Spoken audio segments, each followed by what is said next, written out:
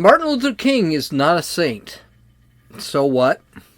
The slow crawl of censorship moves forward. Trump gets a big win, and perversion gets a big hug from the left. This is Gene. You're listening to Dumbasses Talking Politics. So, basically, this has been a rough week. Josie's mad at me.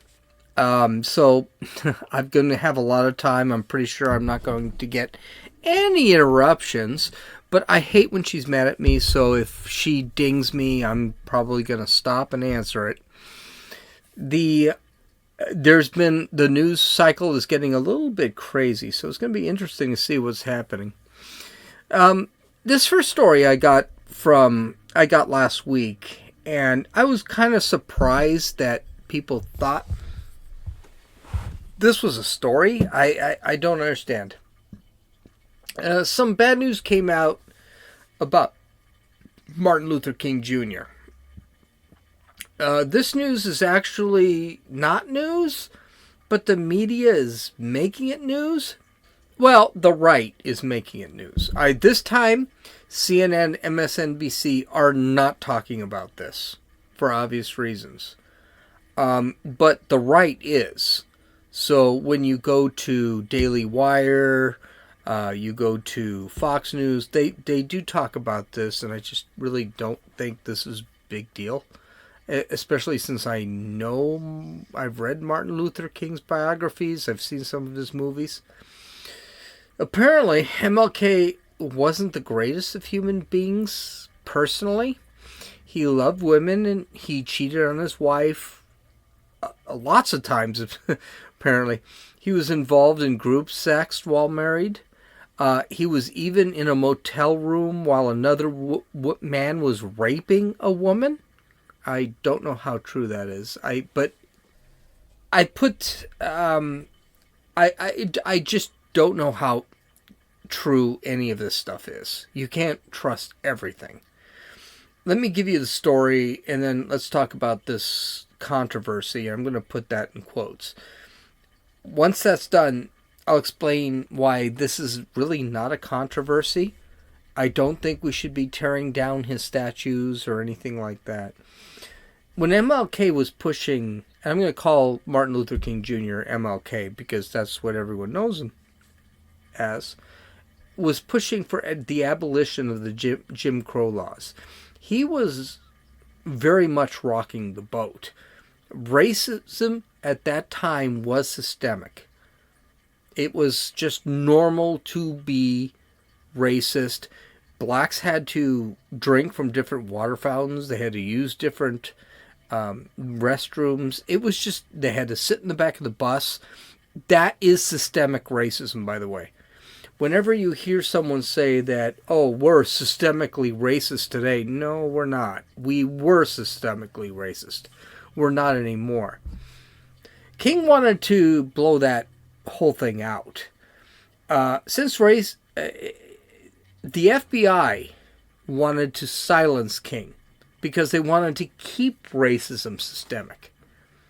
They did this by trying to dig up dirt on him through spying, which, by the way, that should sound familiar today. This isn't new. J. Edgar Hoover, the FBI director at the time, monitored everybody, including the Kennedy family. Finally, after 50, 60 years, information was released about MLK. The information includes he was a philanderer, which, not a shock. I think everyone knew that. He participated in group sex. Okay, so what? He beat women. That's going to be a tougher one to deal with. He actually slapped around his wife. But worst, he was in the same room as while one of his minions was actually raping a woman. And supposedly he was caught on tape laughing about it. Not sure about that. Okay. The emotion is so bad. Oh, it's so terrible. Let's pull the emotion out of this and let's really break this down. First off, Everyone knew MLK was a womanizer. This is not a doubt. There's no doubt about this. His wife said it. It was in a movie that made him out as a hero. That movie is called Selma. It was a really good movie. You should see it. He wasn't the only man who tried to make the world good that actually did bad things. Just because MLK was bad personally does not mean what he did was bad. John F. Kennedy used to travel to other countries to have sex with hookers. He sought the hookers out. He slept with Marilyn Monroe. None of that is really argued. That's fine. He did some good things. Bill Clinton, who I think was an iffy president at best, got blown out and got a blowjob in the Oval Office. Well, that's what they caught him on. Ronald Reagan was an alcoholic and cheated on his wives. Hell, he ended up divorced a few times because he cheated on his wives. J. Edgar Hoover, the director of the FBI, was a transvestite and responsible for having crap on people. He actually kept his job by blackmailing people. Matter of fact, a lot of people thought J. Edgar Hoover was the most powerful man in the government. These are crappy crappy arguments I'm giving you to. It's about whataboutism. Well, what about JFK? Well, yeah, Martin Luther King did this, but what about JFK? What about Ronald Reagan? What about whoever? It doesn't matter. Stay with me. I'm going somewhere with this. We are living in a world where people are tearing down the statuses of our founding fathers. Thomas Jefferson, George Washington, and Andrew Jackson. And Andrew Jackson was not a good guy. I do not care if he's replaced on a $20 bill. I don't care. These names have been changed. Street names have been changed because of these people. Statues are being torn down or removed of our founding fathers because of their sins. Even names of schools are being changed, all because these men were slave owners. Though immoral, slavery that is immoral, at the time, this was the practice in the country. Should we be tearing down these statues of Martin Luther King, changing the names of the streets he was named after, or getting rid of a holiday? Getting rid of the holiday. We're talking about, hey, you know what? I don't want to have the day off anymore. And the holiday would be eliminated because Martin Luther King, the President's Day, and the whole thing. I mean, the only thing we'd have is Lincoln Day, Abraham Lincoln Day.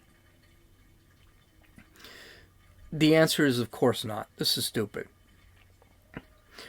Just like we shouldn't be doing this with others, as I've mentioned, Martin Luther King, George Washington, Thomas Jefferson were all great men who had great accomplishments. Those accomplishments included freeing ourselves from the oppressive King of England, establishing a government that acknowledged our inalienable rights. We created capitalism, a capitalist economy that has made the country the richest, most technologically advanced civilization in the history of the world, and ended the scar of our history.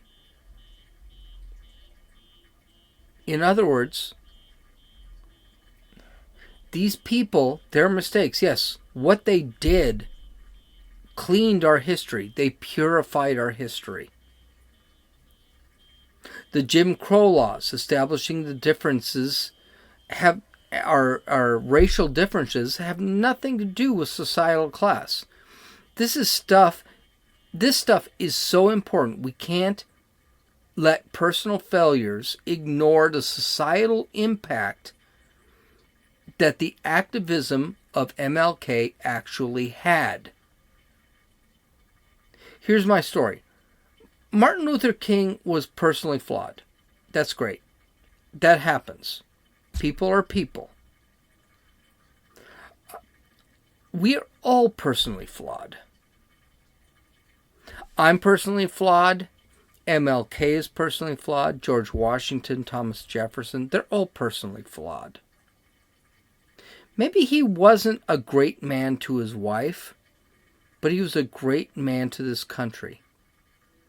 He changed the course of this country. He should be celebrated. Just like George Washington or Thomas Jefferson. I don't like Andrew Jackson, so whatever. But we really need to get over this garbage of these people are bad and we should just eliminate them from American history. I think it's a bad idea. It's a terrible idea. And we should just accept what's happened. Okay, that's all I got to say about that. It's not even a big talking point with the news media. No one's talked about it. It was last week. It just bothered me when I heard about it on Fox News, and so I decided to bring it up. But there's a social media war going on. I don't know. When I first heard it, I thought it was stupid. But the reality is, no, it does lead to something more important. Outspoken comedian and conservative Steven Crowder got into a war with a left-wing Vox activist over things Crowder said about him. The gentleman's name is Carlos Maza, and I use gentleman loosely. He has all of the necessary intersectional aspects that he needs to have to be accepted by the media. He's Latino and he's gay. But he also has a YouTube channel. Well, being a leftist, gay, and Latino is way too much for Crowder to hold back. If you've ever listened to Steven Crowder, he's kind of out there. Several times in the last year, Crowder would make fun of Maza. Maza, and it's M-A-Z-A. I don't know how to pronounce it. Well, Maza threw a temper tantrum. He and Vox, who Maza actually worked for at the time, decided it was time for Crowder to be deplatformed off of YouTube. So Maza and Vox called YouTube and said that Crowder was abusing him. Here's the problem that Maza and Vox had. YouTube could not find any violations that Crowder had committed against the agreements of YouTube. That wasn't good enough for those two. That wasn't good enough for Maza or Vox. They complained again, and YouTube, folding under pressure,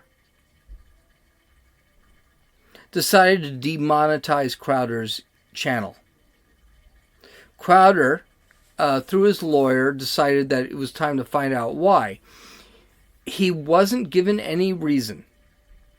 They said that there were a few videos that had some questionable stuff in them, and that wasn't enough reason to demonetize them. But Crowder's lawyer actually pushed back and said, give us an example. YouTube said they would send a list of all the videos that actually were offensive, and they never have. If you watch Crowder's last couple of days, his videos for the last couple of days, they talk about this a lot. And his lawyer actually is on air taking calls from YouTube. They also complained about a t-shirt that Crowder had. That's Crowder has a t-shirt. It's red. It has a picture of I don't know what his name is. He's the typical South American leftist, socialist, that says socialism is for figs. If you walk through the colleges today, everyone wears a t-shirt with Che Guevara. I hope I pronounced that correctly. I don't care if I didn't, because he was garbage. The man was a hitman. He killed thousands. He probably killed millions, but he killed definitely tens of thousands. And it said socialism is for figs. Here's the kicker. If you go to my website at dumbassestalkingpolitics.com, you can actually look at the picture of it. It's basically Che Guevara, his face, with his hand being held out as a woman would hold her hand out to be kissed by another man. And figs, and it's, come on, let's call it what it is. It's really obvious what he was meaning by that. There was not an A between the F and the G. There was what looked like a star, just to color it out. But it was actually the picture of a fig. They said that this was not acceptable. That was one of the big problems. So he had to remove those. He had to actually remove that crap from his. He had to remove that crap from his video description on YouTube, and he did. Yeah, it's actually a really kind of cool shirt. I'm thinking of getting it, but so. I do watch Steven Crowder on YouTube. I love his Change My Mind series, where he sits back and says, okay, abortion is okay, change my mind. I do love that series because it is a serious political series. It's a good show. I don't know if it's a great show. I think I said in my blog it's a great show. Yeah, it's a good show. I like listening to him. He's rough on people. He doesn't ever hold back. He calls his, to give you examples of that, he calls his lawyer his half-Asian lawyer. He calls his producer not gay Jared and quarter black Jared. I think that's Jared he refers to. He's called Ben Shapiro the most conservative guy I ever heard of. A greedy shekel hoarder. And Ben Shapiro is a Orthodox Jew. He's definitely not reverent. He just talks. But everyone's got to remember, he's a comedian. That's what he does. Comedians make jokes. But he's hardly mean. It's all done for the purposes of comedy. I have, if you go to visit dumbassestalkingpolitics.com, I actually have an apology video. And I'm doing the air quotes thing. Because it wasn't much of an apology. It was actually just saying, hey, this is kind of funny. And why are you guys giving me crap? Because I make funny videos. He has an apology video over the feelings of the people he hurt over the last year. It's actually quite funny. I really did enjoy it. I've listened to it twice. You should actually go to my website and take a look at it. And I appreciate that type of humor. Okay, I really do. But there are a few really bigger problems here. First, these social media platforms, which claim to be places of free speech, they're really hammering down on conservative voices.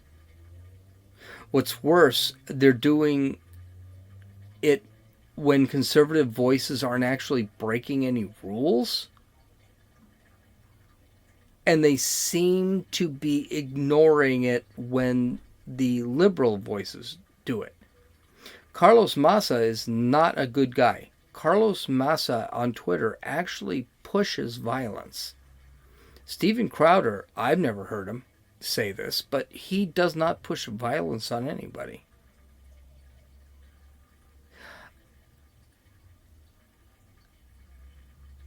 What's also very disturbing is that YouTube had a reaction over simply Massa and Vox complaining, and that reaction was, well, we got to do something. No, actually, they really didn't have to do anything. All they had to do was say, no, they don't violate our policies, he's good.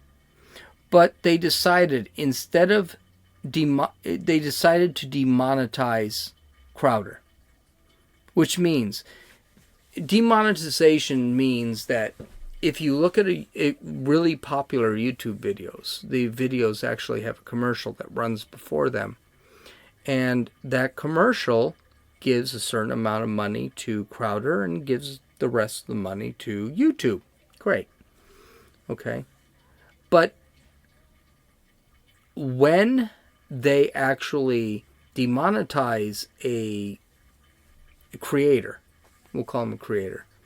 When they demonetize a creator, those few cents that they get from each click, and Crowder has millions of clicks. We're not talking this guy is a Mickey Mouse creator. This guy has 100,000, 200,000, millions of clicks. When they start demonetizing these videos, you're actually taking money out of the pockets of the creator. Basically, they're censoring him. They're punishing him for something he didn't do. He never violated any agreements. This is bad. What gets worse is the left-wing Massa and Vox decided to sit back and say, that's not good enough. He needs to be deplatformed. In other words, they wanted YouTube to completely eliminate his channel. They wanted to take his livelihood away. This is bad. This is not good. And the problem is, it's all in one direction.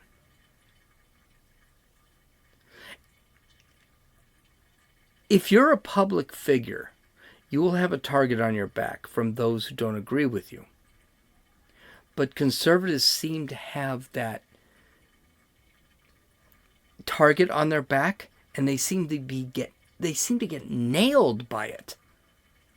Louis Farrakhan was never suspended from Twitter. I mean, he's off Twitter now, but he was never suspended from Twitter when he compared cockroaches to Jews. I got suspended when I called Bradley Manning, who is a traitor and a trans woman, a him. I literally called him a him. And that guy friggin' deserves it. The other problem I have with this whole thing is that, okay, are you guys changing the rules? What's going on with that? Steven Crowder is following, he's a comedian. Let's call that right there. He is a comedian, which means he's going to take steps that go beyond that. You guys are seriously, he has not violated any of your policies, but you're going to sit back and say, oh, well, no, you're done. He was a comedian. He makes jokes about people. He didn't violate. He didn't tell. Crowder did not tell his followers to sit there and kill Mazza. He didn't even tell his followers to stop listening to Mazza. What exactly did he do? Is it because Crowder's opinion doesn't fit with any narrative for the left? These people are actually going in and affecting his financial income. Because some guy cried and whined about it. And that's the other thing. Does that mean that if I just get really upset, all I have to do is complain? And I'll get the person who upset me banned?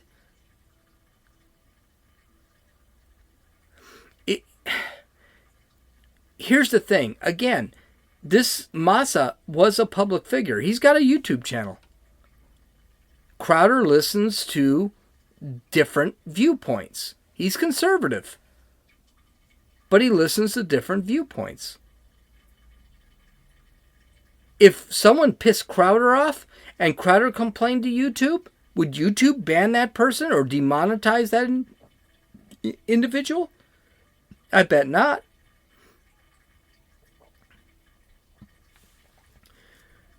Censorship is always gradual. And it's extremely dangerous. When only one message gets out there, it's no longer entertainment. It's indoctrination. We already have that in our public schools. We have it in our news media. We have it in our entertainment industry. They're all left-wing. When regular people through social media platforms who have any conservative opinions are banned, what's left? That's really important. Because here's the thing. A lot of my arguments, like abortion. Abortion was a big thing for me. I really had a problem with abortion. Because it seemed like there were certain times that, abortion is permissible. That makes sense. We should be doing that. But when I hear people who sit back and make an argument, no, I was wrong. Now, maybe I'm more reasonable than a lot of people. Maybe you're more reasonable than a lot of people. I don't know. But I like hearing other viewpoints. I do listen to CNN. I do listen to Fox News. I listen to other viewpoints. And I listen to other viewpoints because I want to become stronger. When we censor out one viewpoint and we only have one left, that's not a trading of ideas. So I lied. Yesterday I said in my Flash podcast I was going to talk about some books. But we've got some big news, and I've been on Twitter today during work, and I think I should talk about some other things. I'm going to talk about those books. I think we were talking about 1984, Brave New World, and Animal Farm. I think I'm going to throw in, because I'm about halfway through it, I'm going to throw in the Gulag Archipelago, which I think is a great book. And everybody should read that book. It is the disaster of socialism from a realistic standpoint. It's a phenomenal book. So we're going to talk about that tomorrow. Talk about that later. I'm probably going to spend a whole podcast on that one. But the reason I'm not bringing up those books is because there's some really, really great news. Apparently, Donald Trump has a big win under his belt today. And this literally came out about 2 hours ago. So it's new. Apparently Donald Trump's tariffs have worked. Last week, Trump, using the only weapon he really has, said that he would place tariffs on Mexico if they didn't try to help stop the Central American migrants from migrating to the United States. These tariffs would have started on July 10th. It would have started at 5%, but after every month they would have gone up another 5%. So by October, they would have gone up to 25%. Now, this wouldn't help us. I'm not a fan of tariffs. If you heard my last podcast, you know that. I'm not a fan of tariffs. Avocados are already really expensive, and we get most of them from Mexico. But it seemed like a feint. And if you know about chess, you know what a feint is. A feint seemed to fake out. Trump faked him out. He said, I'm going to do this. He's already done it with China. And guess what? Mexico decided they're going to comply. Tonight, Mexico sent 6,000 troops to their southern border and seemed to agree with Trump that they would harbor asylum seekers within Mexico. The paperwork has yet to be signed. Trump wants to review it, but it's done. Now, I think the big thing is not the 6,000 troops on the southern border, though I think that's awesome. The big thing is they would actually keep the migrants who are seeking asylum. According to international law, asylum seekers are supposed to actually request asylum to the nearest country. So if you are in Guatemala, the nearest country is going to be Mexico. You seek asylum in Mexico. If you're in Honduras, the closest country is Guatemala, you're going to seek asylum in Guatemala. But Mexico's basically admitting these people weren't for asylum. They were there for economic opportunity. So this is a big win for Trump in two ways. One, he's controlling the actual flow of people into this country. And two, he is finding ways to control the border crisis without Congress. Congress looks really bad here. Congress is so busy, by the way, Congress is so busy being against Trump that they're losing it. And they don't understand. Each one of these little victories for Trump is a big deal. Trump's had some big victories. This was one big victory if it happens, every bill signs. Because no one, including me, wanted Trump to start tariffing frickin' Mexico. We can't have a war on two fronts. We already have one on China. We don't need one on Mexico. Mexico's economy would have been affected so much, Mexico realized we got to deal with this. This was awesome. The last story of the night is probably the worst, and it probably actually works a lot with the Crowder story. There's a video flying around Twitter, and if you're not in Twitter, you should probably join and take a look if your heart can handle it, because there's a lot of garbage on Twitter that just, ugh. But it also wasn't just me that flipped. It wasn't just me that got flipped out. The entire Twitterverse was flipped out about it. I have the video. I can't find the video or the words online or the actual interviews online. On my website, I actually have an interview with Desmond I don't know what his name is, Desmond the Perfect or whatever. This has to do with transvestites being accepted when they're children. I kid you not. It is just god awful. Desmond the Great, whatever his name is. Go to dumbassestalkingpolitics.com. You can look at a video where he's interviewed. This is so wrong. I can barely find words for it. The video that's trending on Twitter is about a dozen kids all dressed as girls. They're all dressed as girls. The little boys dressed as girls. The age range is between, I'd say it's between 8 and 11. Okay. And all the people, including the parents, are laughing and enjoying watching these troubled children dancing around some coffee house in New York.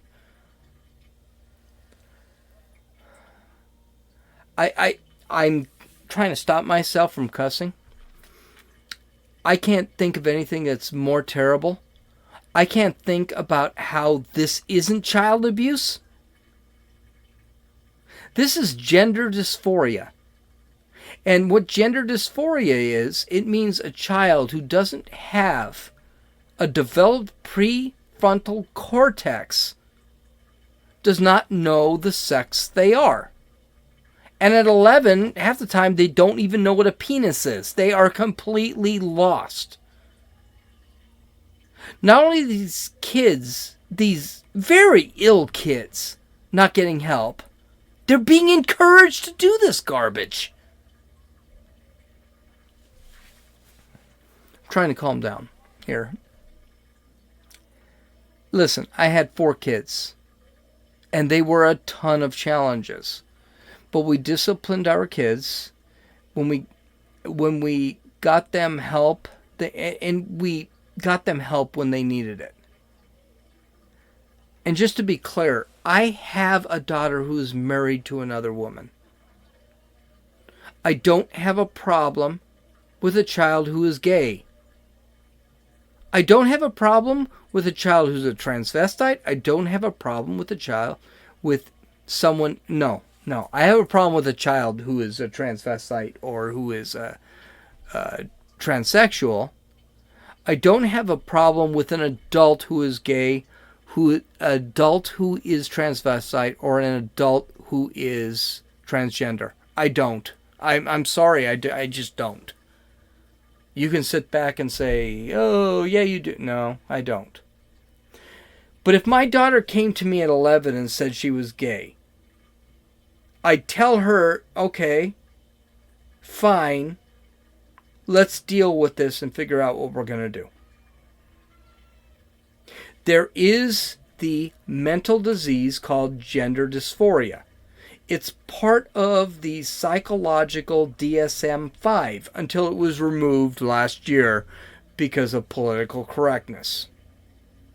Not science, mind you. Political correctness. It was actually removed. And they had studies on it. It wasn't like this was something they made up. The human mind is not mature at 11. It's not mature at 18. It's not mature at 21. The prefrontal cortex does not develop until between the ages of 26 and 30. A lot of the reasons why you need to keep a kid from drinking, smoking weed, smoking cigarettes is because they can't handle it at that age.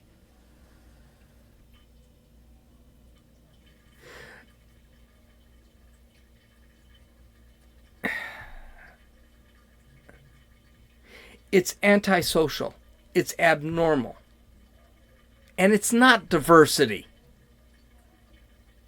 Should we be diverse with those with bipolar disorder? Should we be divorced? That's Jodi Arias had bipolar disorder. Should we be diverse with people who are schizophrenic? Should we be diverse with sociopaths or psychopaths? I think I made this argument before. But a mental disorder is a mental disorder. I understand psychology is a soft science. You can't get a BS in psychology in any college that I know of. I understand it's a soft science, but the reality is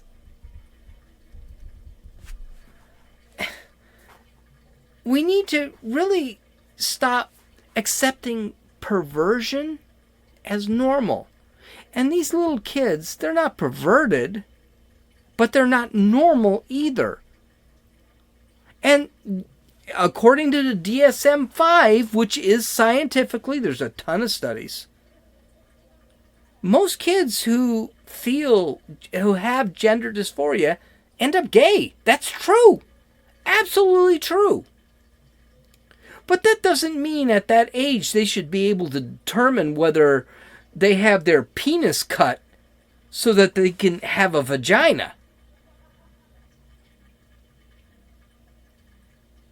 That doesn't mean you start hormone therapy. That doesn't even mean you accept them dressing up in this bizarre stuff that these kids dress up in. What I saw today in that video disturbed me. This was sick. This was not normal. And this stuff really has to stop.